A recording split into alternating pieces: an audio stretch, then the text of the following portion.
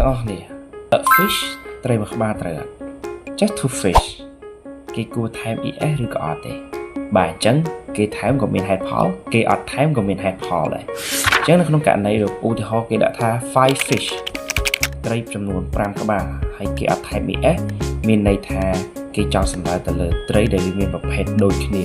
វាចាប់ពី2ដូចគ្នាប៉ុន្តែគាត់ថាវាមានប្រភេទដូចគ្នាគេអត់ចាំបាច់ថែម es ទៅលើ fish ហ្នឹងទេឧទាហរណ៍ថាត្រីដែង5ក្បាលចុះអញ្ចឹងទៅលើ fish ហ្នឹងគឺគេចាំបាច់ចាំថែម es ទៅលើ fish ទេដោយសារគឺត្រីដែង5ក្បាលហ្នឹងគឺវាជាប្រភេទត្រីដែងដូចតែគ្នាទេចំណែកករណីដែលគេថែមតែគេដាក់ fish ក្នុងន័យ plural ហើយថែម es ដូចគ្នាប៉ុន្តែគេថែម es លុះត្រាទៅតែគេសំដៅទៅលើត្រីមានប្រភេទខុសៗគ្នាឧទាហរណ៍ថា 5 fishes អញ្ចឹងបើគេដាក់ es មានន័យថាក្នុង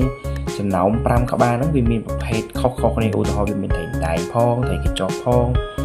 ត្រីឆ្លូចនេះផងអញ្ចឹងទៅអញ្ចឹងកាលណានៅក្នុងប្រភេទត្រីខុសៗគ្នា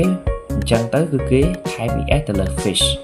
តែបើសិនជាត្រីតែមួយប្រភេទទេទោះបីវាមានច្រើនតោនក៏ដោយច្រើនរាប់គីឡូក៏ដោយក៏គឺនៅតែ fish ទៅដែរបាទអញ្ចឹងភាពខុសគ្នាគឺវាមានតែប៉ុណ្្នឹងទេអរគុណសម្រាប់ការទស្សនាជួបគ្នានៅវីដេអូក្រោយ